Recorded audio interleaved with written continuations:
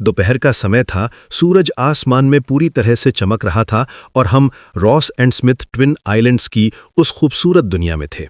ये हमारे सफ़र के आखिरी कुछ पल थे और हम सब उस क्रिस्टल क्लियर फिरोजी रंग के पानी का जी भरकर मज़ा ले रहे थे। पानी इतना ज़्यादा साफ था कि नीचे की सफ़ेद रेत ऐसे दिख रही थी मानो हमारे पैरों और समंदर के तल के बीच कुछ हो ही ना। हल्की हल्की लहरें आकर पैरों को छू रही थीं और एक सुकून सा दे रही थीं। हमारे सामने ही वो मशहूर सैंड बार था, एक सफ़ेद रेत की पतली सी पट्टी जो इन दो जुड़वां द्वीपों को आपस में जोड़ती थी। अभी लो टाइड था, यानी पानी का स्तर कम था, इसलिए सैंड बार पूरी तरह से नजर आ रहा था। कुछ लोग उस पर आराम से चल रहे थे। ऐसा लग रहा था मानो वो समंदर के बीचों बीच पानी पर चल रहे हों। मैंने अपना कैमरा निकाला और पानी की उस चमक को स्लो मोशन में कैद करने लगा। सूरज की रोशनी जब पानी की सतह पर पड़ती थी तो हजारों छोटे छोटे हीरे एक साथ चमकने लगते थे। वो नज़ारा आंखों में और कैमरे में दोनों जगह हमेशा के लिए बस गया। हमने वहां जमकर तैराकी की, खूब मस्ती की और ढेरों तस्वीरें खींची। यहाँ का पानी बंगाल की खाड़ी का हिस्सा है, लेकिन किनारे के पास ये काफी उथला और शांत है, जो इसे तैरने के लिए बिल्कुल सुरक्षित बनाता है। पानी की सफाई का आलम यह था कि आप रंगों का बदलाव साफ साफ देख सकते थे।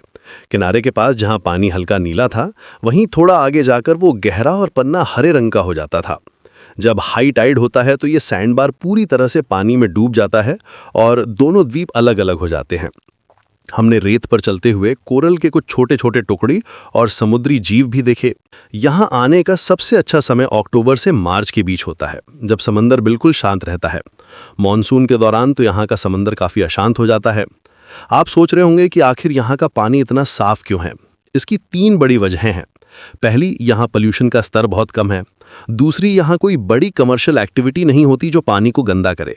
और तीसरी और सबसे ज़रूरी वजह, ये पूरा इलाका एक संरक्षित वन क्षेत्र के नियंत्रण में है, जिससे यहाँ की प्राकृतिक सुंदरता बनी रहती है। लेकिन हर अच्छी चीज़ की तरह इस वक्त को भी खत्म होना था।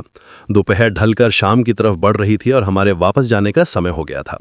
दिल में एक अजीब सी उदासी थी। इस जन्नत जैसी जगह को छोड़ने का मन नहीं कर रहा था, पर साथ ही एक खुशी भी थी कि हमने जिंदगी भर की यादें और कुछ बेहतरीन तस्वीरें अपने साथ जमा कर ली थीं। हम अपनी मोटर बोट पर सवार हुए और एरियल बे जेटी की तरफ बढ़ चले। बोट ने जैसे ही रफ्तार पकड़ी, वो पानी को चीरती हुई आगे बढ़ने लगी और चेहरे पर ठंडी हवा का एहसास बहुत ताजगी भरा था। अब समंदर का रंग बदल चुका था। वो फिरोजी और हरा रंग अब गहरे नीले रंग में तब्दील हो गया था, जो समंदर की गहराई का एहसास करा रहा था। ये बोट राइड करीबन 20 से 30 मिनट की थी।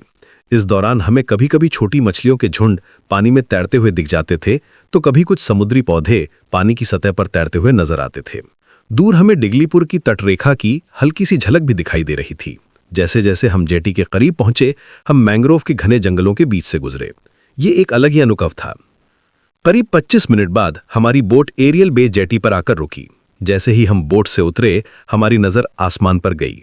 सूरज डूब रहा था और उसने पूरे आसमान को नारंगी रंग से रंग दिया था। वो सूर्यास्त उस खूबसूरत दिन का एक परफेक्ट अंत था।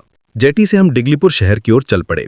डिगलीपुर उत्तरी अंडमान का एक बहुत ही शांत और सुकून भरा शहर है। यहाँ का माहौल बिल्कुल गांव जैसा है। चारों तरफ हरे भरे जंगल और शांति। अगर आपको पोर्ट ब्लेयर वापस जाना हो तो यहाँ से बसें और कैब्स आसानी से मिल जाती हैं। डिगलीपुर की उस शांत शाम में हम सब बस यही सोच रहे थे कि क्या कमाल का दिन था। रॉस और स्मिथ ट्विन आइलैंड्स का वो क्रिस्टल क्लियर समंदर का अनुभव एक ऐसी याद है जो जिंदगी भर साथ रहेगी। अगर आप सच में एक प्रकृति प्रेमी हैं तो ये जगह आपके लिए मस्ट विजिट है।